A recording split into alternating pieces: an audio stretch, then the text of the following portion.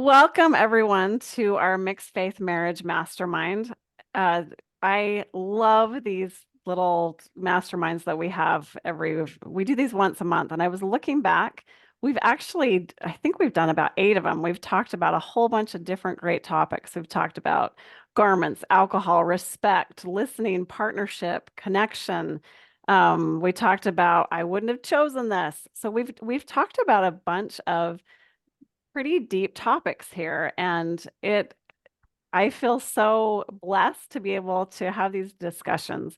My name is Chris Rich, and I've got Brooke Booth and Suzette Halterman here. And we're not going to introduce ourselves like we have in the past because we're thinking that you guys have probably heard these before. But I do want to say that all three of us we are all coaches. We are all living in mixed faith marriages, mixed faith families. We are in the trenches trying to figure this out as we're going along, and we love to help people in this space. I think it's really cool because we all have different experiences with where we're at in our own faith journey, and you'll hear that as we're talking today. But I love this space, and I feel like it's a very safe space to be able to talk and to share these ideas. And that's a good thing because today we're going to be talking about tithing. And I'm going to be honest with you just from the get-go. This is a topic that, like, my heart's beating right now. I can feel this is definitely something that can be tricky in mixed faith marriages. So that's what we're going to be talking about today. And Brooke or Suzette, do you guys have anything you want to add before we jump into the questions? Let's dive in. Okay. Oh, I also want to say that there are a lot of different places that you can find this mixed faith marriage mastermind. We've got it. I know Brooke and I put them on our podcast. So Brooke has the Mormon mixed faith marriage podcast. That make sure you're following that. I've got the mixed faith relationship podcast that you make sure you're following that. And Suzette has a YouTube channel, and it's Suzette Halterman. Is that the best way to find the YouTube? I'm not as cool as you guys. I don't have a podcast yet. Oh, you're cool. You're totally cool. So, I also have a YouTube channel too. So if you would prefer to watch this or listen, and you can find it and go check out the other things that we have as well, because there's lots of great resources to help you. So, okay, so let's jump in to this topic. So my first question is, why do people get so heated? And maybe it's for some people it's heated. I'm going to assume that just talking to my clients and knowing my relationship with this, why do we get so heated on this topic? Tell me your thoughts. I will start. I think money in general is a heated topic in relationships because money is about meaning and conflicting meanings. It's about equality. How are we making decisions together about how our money is spent? And there can be all kinds of stuff going on with that. Like, well, they make all the money and I don't. So do I really have a say? Like so it's about creating partnership and equality and how decisions are made. And then it's complicated by the fact that there's rules from an institution about what it's supposed to look like. And there's an accountability piece where you have to answer to someone and tell them whether you're doing it within these rules or not. And then you have kids and it's tied to temple recommends, which is a whole nother thing of its own. So it's like, no wonder it's messy because it's got all the ingredients for messy. Yeah. So it makes sense that it's messy. Yeah, I totally agree with that. It is ripe for, as you put it, heated topics.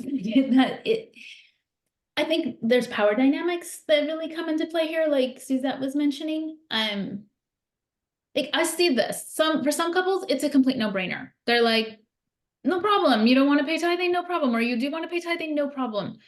But the couples where it is a particular problem, I think it's sometimes, and this isn't across the board, but sometimes there's like opposing, they see their interest as opposing or adversarial.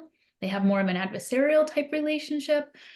That is going to cause the tenseness, where you have to fight for what you want and you don't believe the other person has your best interests at heart.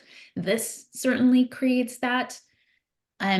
when I look at tithing conversations, if I were to have a couple or an individual come to me and they wanted to talk about tithing, I'd want to look at like the things Suzette was mentioning. I'd want to look at larger issues in the relationship. Tithing is usually symptomatic of something else. So I would say, is there equality in the decision making? Why or why not? Do people feel safe being able to share their viewpoints on how finances should be spent, or just viewpoints in general? Why or why not? I really like to look and see like what is tithing symptomatic of in this relationship. And often it's safety or it's power or equality or something like that. It pushes up against a lot of tender spots that these issues bring up. What I want doesn't matter. I'm not important here. I have no control over this. These are incredibly tender spots in a relationship. And again, they tie into partnership, equality, all of these things. And just like Suzette says, if you have over here one person saying like, this is my eternal salvation and the salvation of my family, and you have over here somebody saying like, why is my viewpoint not important? Why do what I want or what I'm asking for not important? And frankly, that can be on either side of the equation. You're going to have serious conversations. Yeah. Yes.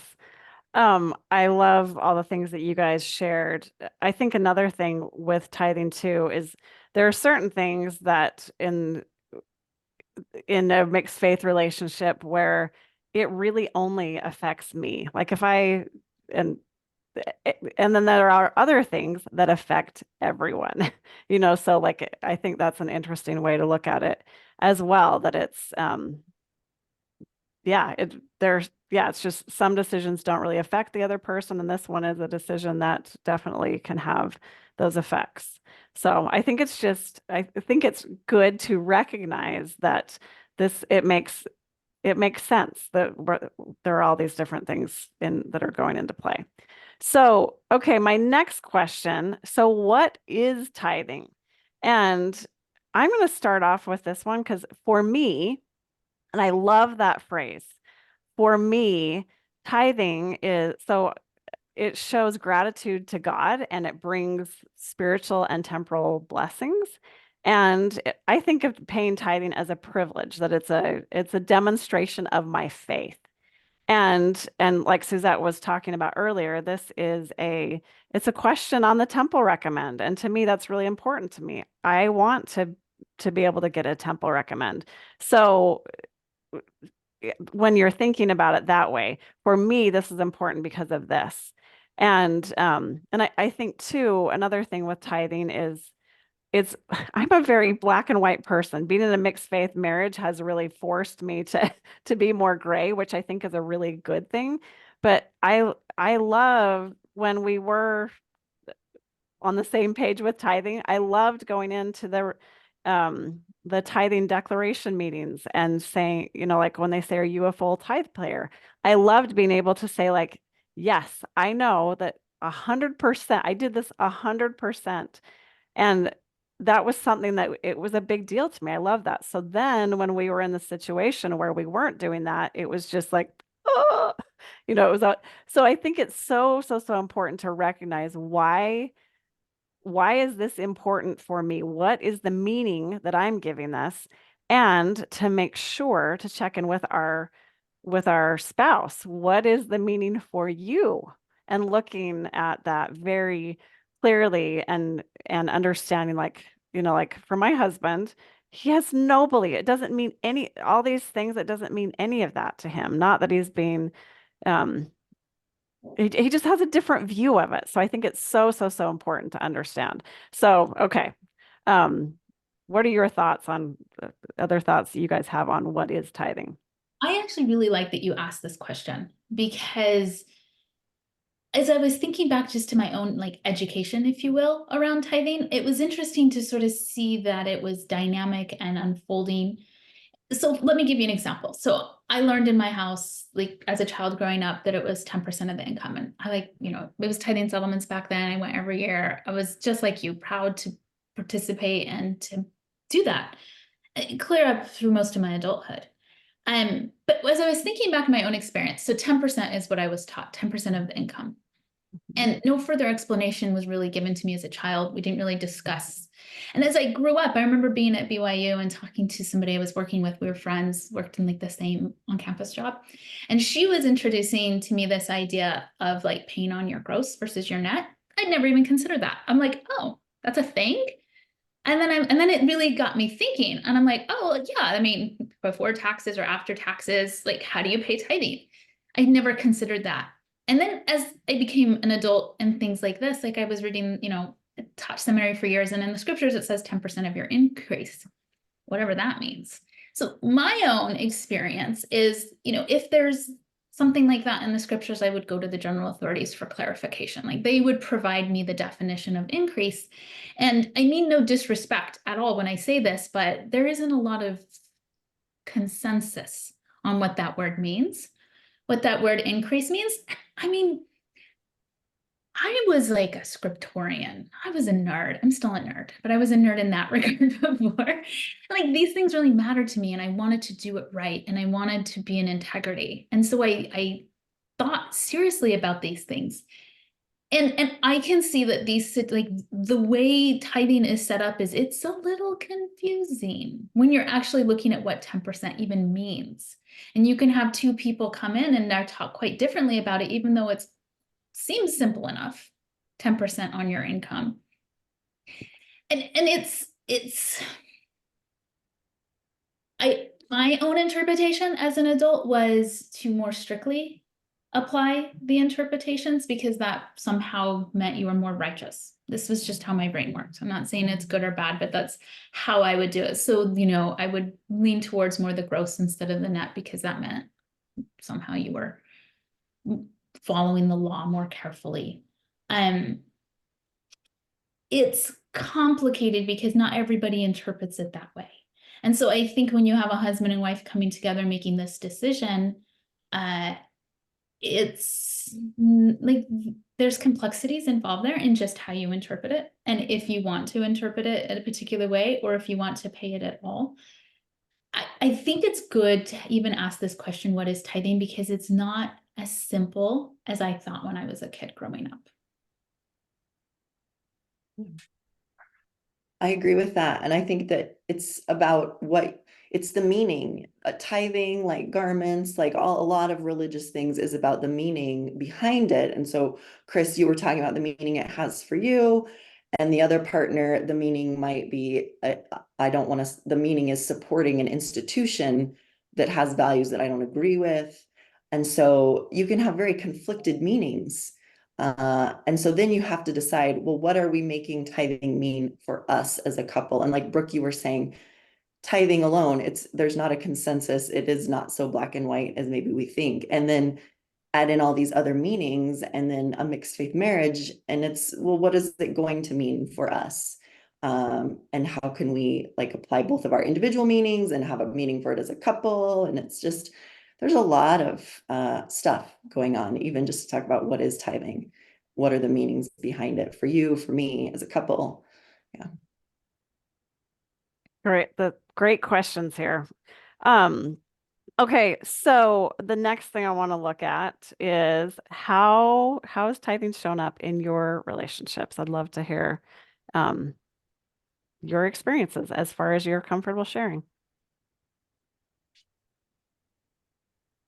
I'll start. I'll start. I know. I'll pause. Go ahead. This is actually an area I'm really proud of my husband and I, because this is how we've approached it, and it's not perfect. Do not think we're perfect here. But for us, it's been a series of conversations. And that's I like that approach, in that this is one of those decisions that I think takes a lot of exploring, trying something, tweaking it, trying something again, tweaking it, like seeing what's working, what's not working. Is this still working? I think a lot of decisions of this caliber need to be like iterations and experiments and check-ins.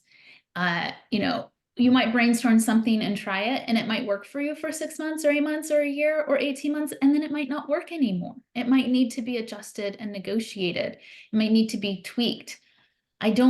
I'm hesitant when I see a decision like tithing where somebody wants to lock in to how you're going to do it for the next 20 years, 2 months into a faith transition and lock into that and say like, okay, this is what we're going to do. And now it's never going to change. I don't think that works for the dynamics of how a faith transition works or just how adult development works or a lot of things. So and again, this is what I'm proud of us for doing is I feel like it has been able to be a series of conversations and it might work for a period of time and then we may need to revisit it. This takes a lot of communication skills. It takes a lot of courage.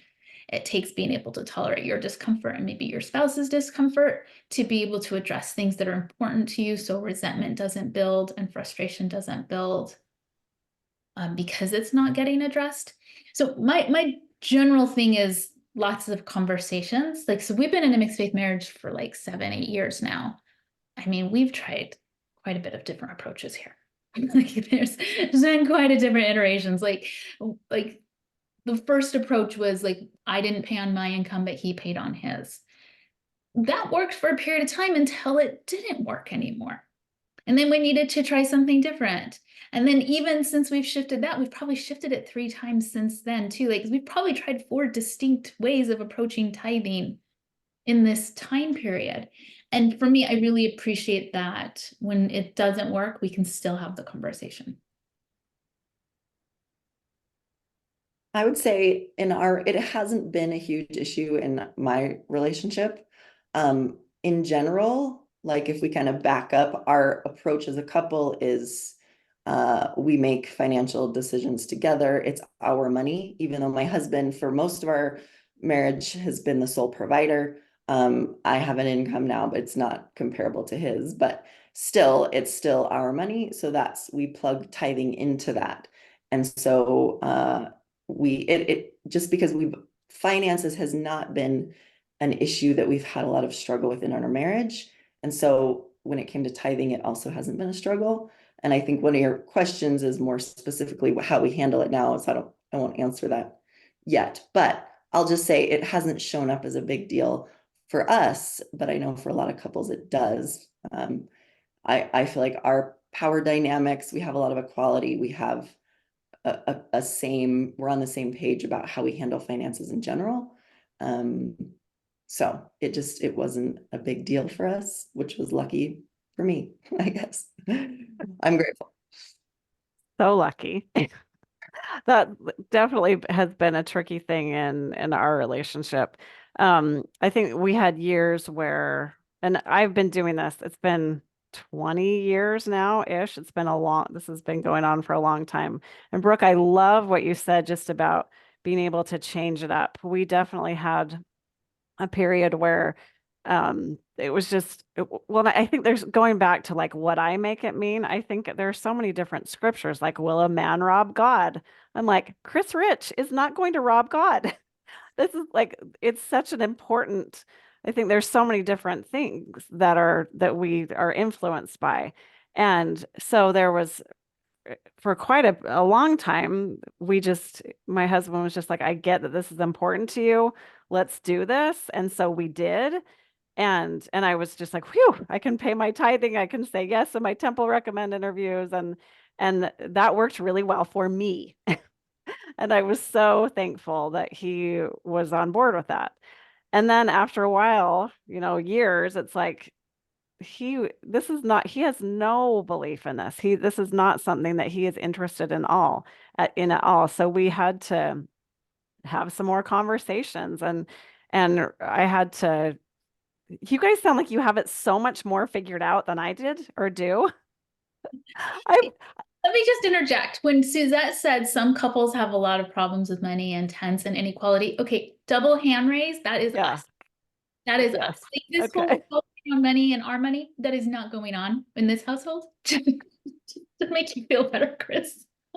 Well, I think we have struggles in different areas, right? Yeah. And I hope as those of you that are listening, like we've got so many everyone's in different boats. I think that was definitely, we've changed several different times. So I got to the point where I'm like, I am asking him to live my religion that's important to me. And I want to say this was 10, 15 years into this as we were figuring it out. And yeah, so there, I think it has definitely shown up in our relationship. So here's the next question. So how do you guys handle it? What are some of those iterations that we've talked about? Yeah, how do you guys handle tithing? Go So ahead, I Brooke. mentioned some earlier, like there was a time where like I didn't pay on mine and he paid on his. There was a time where he paid tithing, but it was like out of this like other pot of money and not the family budget. There was a time where he paid tithing out of the family budget. Like we've switched it around quite a bit. I hear with quite a bit of my clients. Actually, I'll wait. You have a question coming about that. But right now, what's interesting is I'm not entirely sure. I was realizing that as I was like preparing for this, like I'm not entirely sure what he's doing with tithing right now. And I was like, I don't know exactly.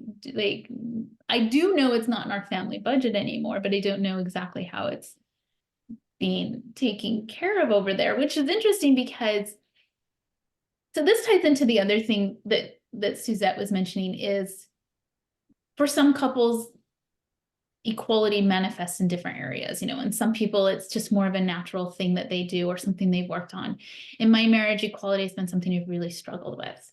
My own upbringing was definitely patriarchal and like father knows best kind of a situation, and that's how our family, like my current family, was structured.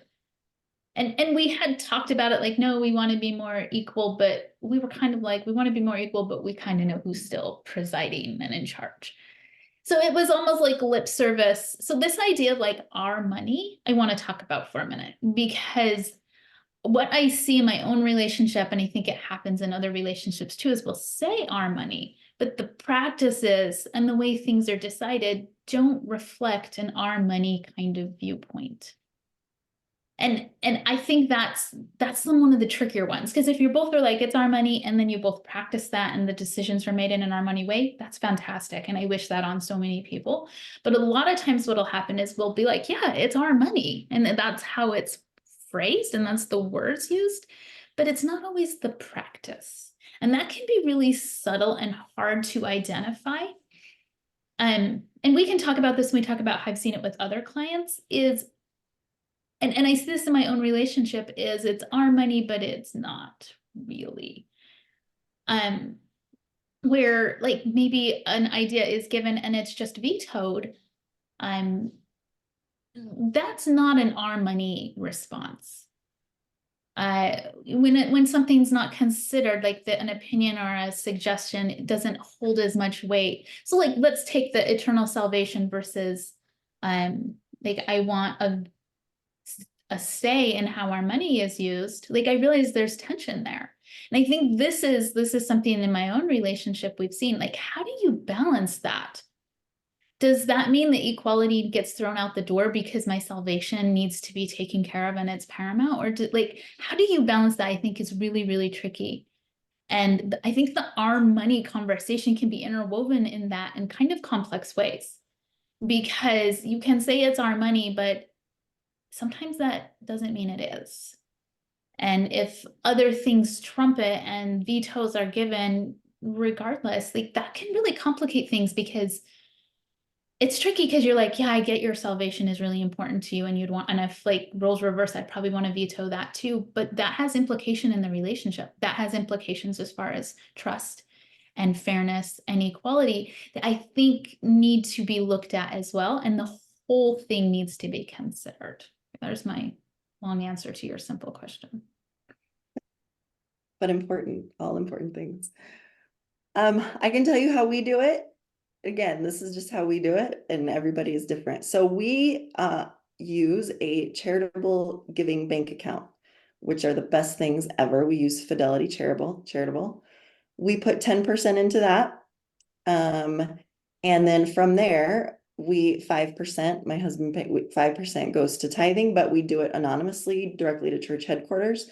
So it's not tied to our membership at all. We take the salvation part out of it and just make it a purely internal, like I'm giving, I feel good about it. This is our 10%, this is our full tithe. We don't, so that we're not playing the game of like accountability. That's just how we like to take that messiness out of it. And then the other 5% goes to other things. Sometimes we decide as a couple. Sometimes I just decide where the other 5% goes, but we tend to keep it in our community. We like donating to like nonprofits that, benefit kids in the community, scholarship funds, and, the sports programs and the booster clubs. And so, but we like to do it through the charitable giving because you can pull up all the nonprofits in the country, internationally in your community. You can donate directly to that from there. You can make it anonymous. So that's how we do it. And we both feel really good about that, but that takes a lot of defining what tithing means to you personally and as a couple. So for us, tithing is just generously giving of our money. We don't care as much about it being exactly 10% or 5%. My husband's okay feeling like he's a full tithe payer according to our definition. My husband's not as much of a rule follower, so he doesn't care whether his definition matches somebody else's definition, which is awesome for our relationship, but not everybody can do that. And some people feel like they're lying, but my husband doesn't. So that's how we do it. And with our kids, we encourage the principle of generous giving and contributing to your community. So we let them choose. They can donate their 10% to the church. They can split it. They can donate it within the community. My daughter loves to give it to the Humane Society. We encourage them to find meaningful ways to donate their money, because we're trying to parent from a values-based place, and the value we have is sharing, contributing to your community. So we're trying to encourage that in whichever way they want to, whatever way excites them, whatever way has meaning for them. And it's working well so far. And it's fun to see the different way, the things that our kids choose kind of reflects their personality. So it's really fun. That's how we do it. And it works for now. Suzette. Every time I'm like, I wish I was Suzette. She's so amazing. We have our yeah, struggles. Let me just keep telling you, our struggles just yes, don't happen to be about mixed faith stuff right now. That's all. yes. I It's about remember gaming, times. video games. We could talk about that for hours. Yeah, that's a fun one too. I remember times where I was like, paying tithing is a choice. Here, let me take this money out of your birthday money. I mean, I look back at things where I'm like embarrassed and I wish, and I think that's a big thing. I look back and I'm at some of the ways I've handled it, and it's like, okay, I'm learning more and now I can change. I don't just being able to look back and be like, yeah, I wish I wouldn't have made my kids pay tithing to make it more of a choice for them. There's so much of looking into ourselves as we're going through this. So in our relationship, I pay tithing on the money that on my income and that's tricky because we have this idea, Brooke, as you were talking, my husband's like, this is our money. It's not like my money, your money. But I definitely am like, this is my income that I've made and I want to pay tithing on that. So we're figuring this out too. I know before I was making money when the bishop was just like, your personal income is zero. So 10% of that is zero. And and I think it depends on your personality and your bishop. And I think the question is, do you see yourself as a full tithe payer? So you got to be able to look at that and figure out how that works best for you. Um, there is a quote that I love by Jennifer Finlayson Fife, and I'm just going to share this. When difficult circumstances arise, so if you're figuring out how to pay tithing or what that looks like for your relationship, ask yourself, how do I need to handle myself in this moment to be a person I respect? I love this quote so much. And I think applying that to, because for me, the point of tithing is to show gratitude and respect. And just that idea, are we figuring this out in a respectful way? Am I being respectful to my spouse, to myself? So I love that. I love that question. Okay. my next question, so how have you seen this with your clients? What are the different things that you see them doing? I've seen a variety, like some clients, this is a deal breaker for them. I have seen that where this is the thing that they separate over. I see a lot of clients do the 5%, 5% to the church, 5% goes elsewhere. That's a really common one I've seen. That's probably the most common one that I see. Or just each paying, I guess the other common thing is each paying tithing on their own income. Because two income households are more normal now, I think, than like when I was growing up, that was often like the stay-at-home parent, and then there was one income. But so now people tend to be pretty okay just paying tithing on their income. And that works, or not paying, on their income, whichever. And for some couples, this is the thing they struggle with, is finding a compromise, and they struggle with it because of all the meaning, the power dynamics, all those things. So there's a whole spectrum.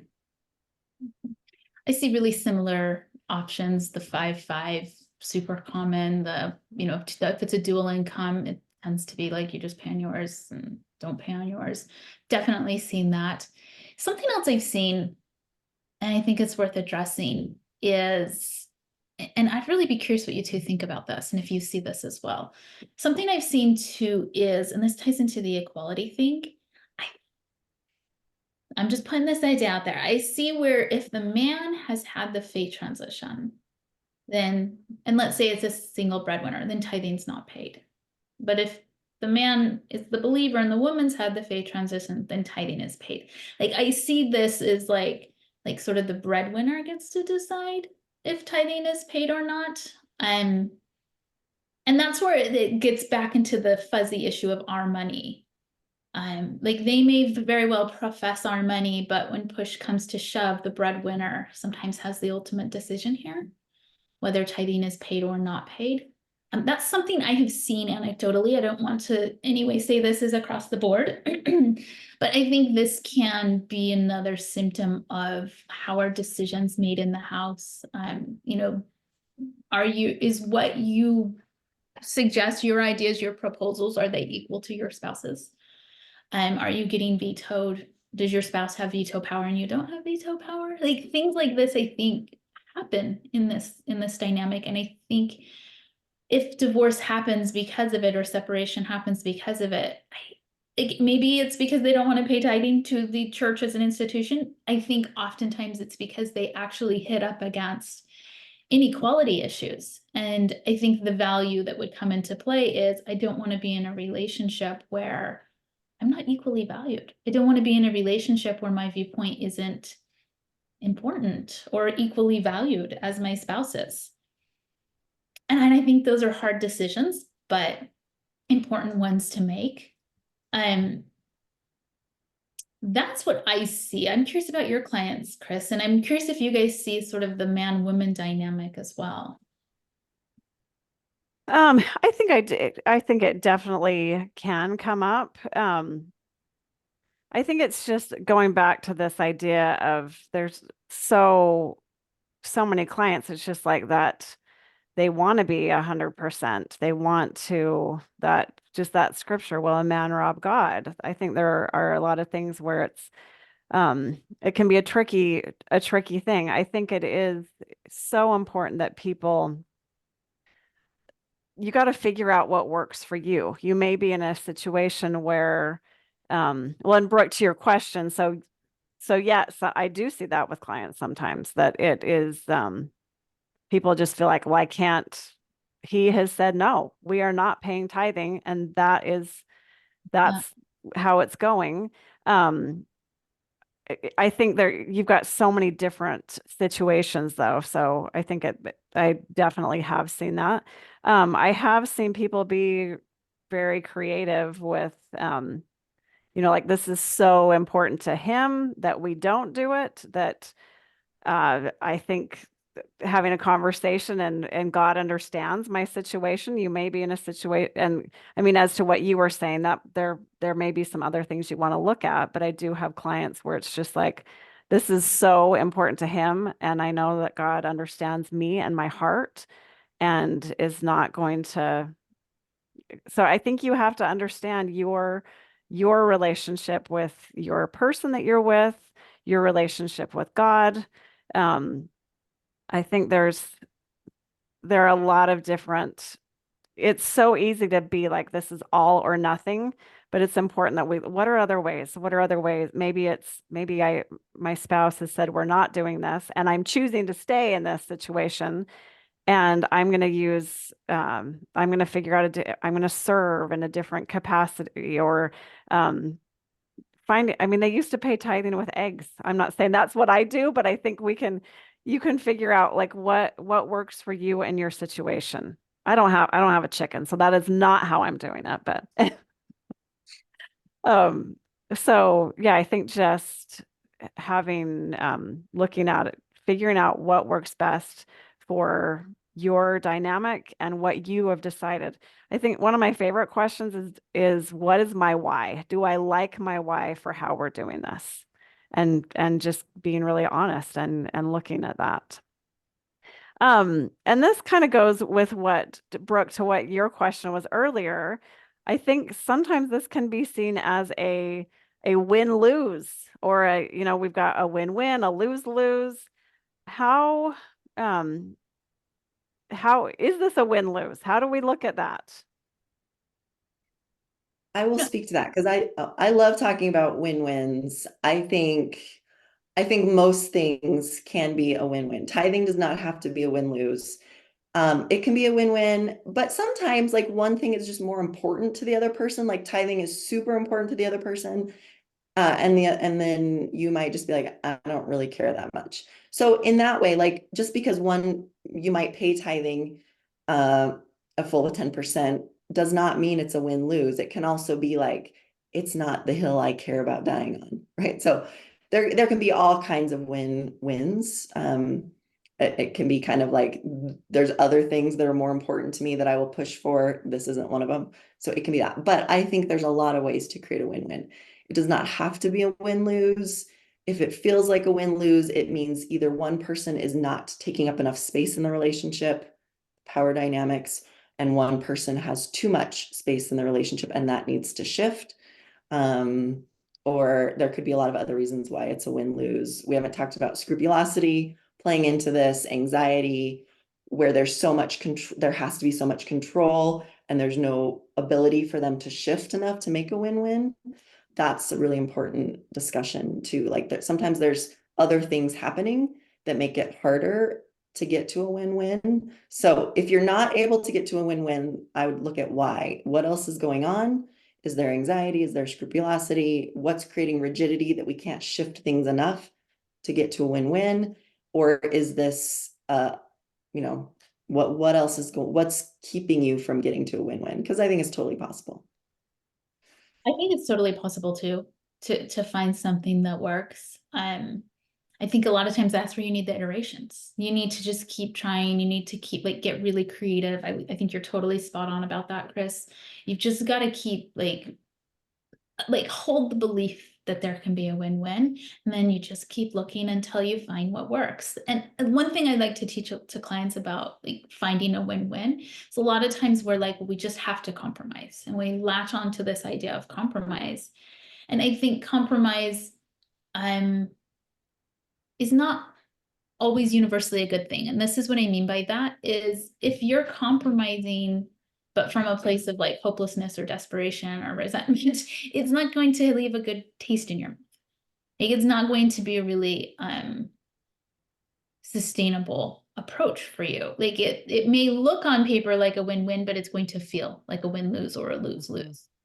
Other types of compromise, again, you can come to the same decision, but if it's coming from maybe generosity or it's coming from compassion, or it's coming from a very different type of emotion, generosity, kindness, whatever, it can feel much more sustainable, be much more sustainable, be a very different quality of a compromise. I also think what Suzette was saying here is super important and needs to be reiterated is sometimes you can't even get to a compromise or a negotiation because of like the non-negotiable stance some people take on this. And that can be on either side, like non-negotiable, not paying, or non-negotiable, we're paying it all no matter what period. Like it can come up on either side of this equation here. And I think that needs to be looked at because through a slightly different lens. Like if we can't even get to compromise, we don't need to be worrying about like the quality of the compromise. We need to be looking at something very differently here. Like what's going on in the individual that this is a non-negotiable? There might be something worth exploring there and understanding there and developing compassion around there, or doing some internal work around there. Often if there is, like she said, scrupulosity or anxiety, what's going on there? That this is such a hard issue that there isn't a lot of wiggle room. Sometimes just understanding that more and getting curious about that and exploring that and being able to talk about that can be really a lovely thing for a couple, just to understand and know each other a little bit better. And then help when the decision making, so that you just have a better knowledge of what each other's facing and experiencing. Doesn't always make it so there's an obvious solution, but it does create space where there can be a lot more softness and understanding towards each other.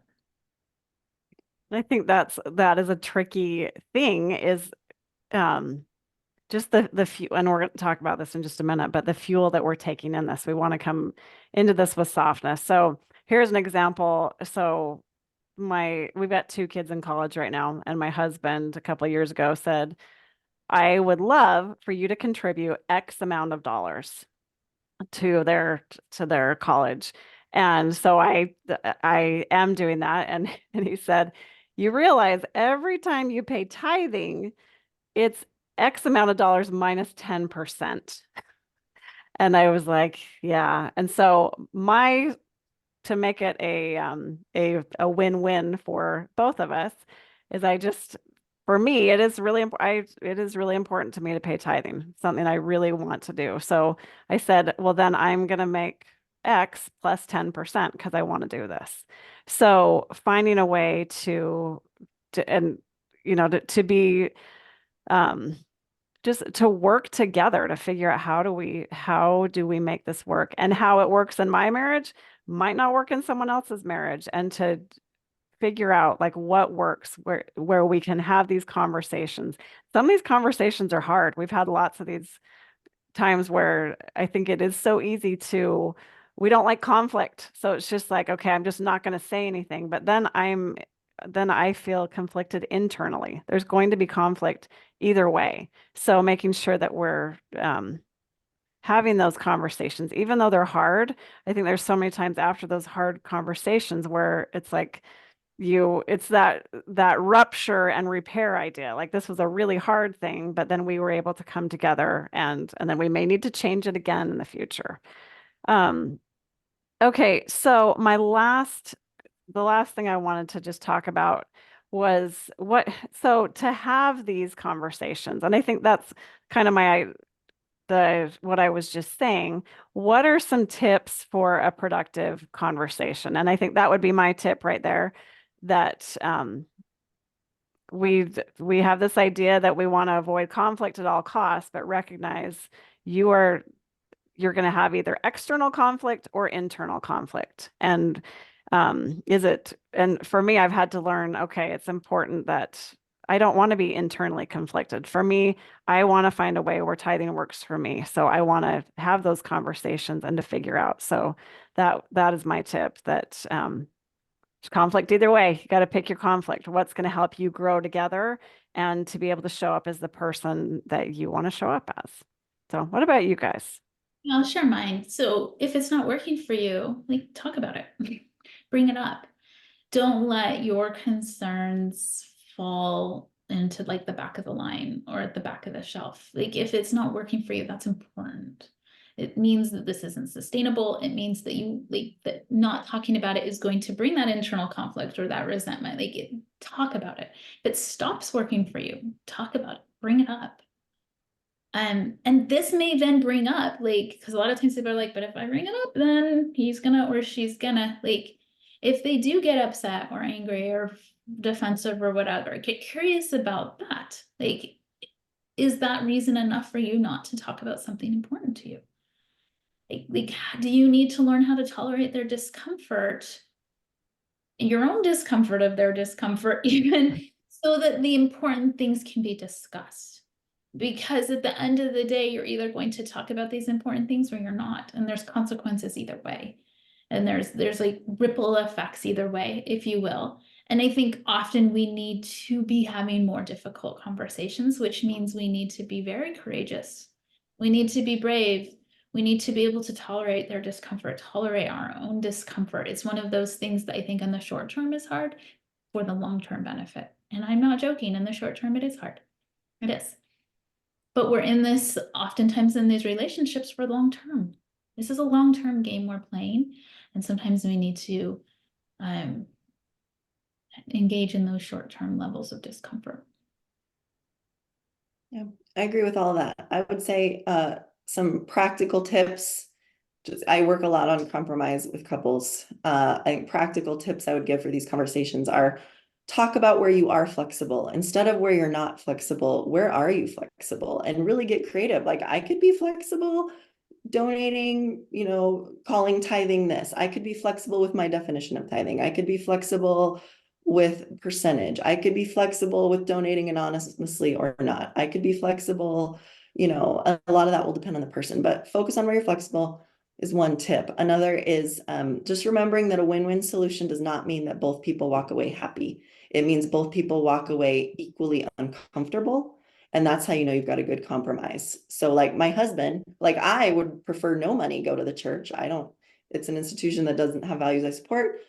So I walk away from our compromise a little uncomfortable because our money, 5%, and is going to the church. And my husband's uncomfortable because it would be easier for him to just pay the 10% and not have to deal with all the, so we both are uncomfortable. So that's a good win-win. If only one person's uncomfortable, that's not a win-win. So that's another tip. Also not letting other people dictate what your definition and how you're going to do it as a couple is. So figure out how you're going to do that and then be assertive and just you take that to the bishop and say, our mixed faith marriage is important and relationships are important and we are doing a spiritual work in figuring out something that works for both of us. Here's what we're doing. This, yes, it's a full tithe according to our definition. Like you don't even have to tell specifics. Own your marriage. Don't let other people dictate how you do it.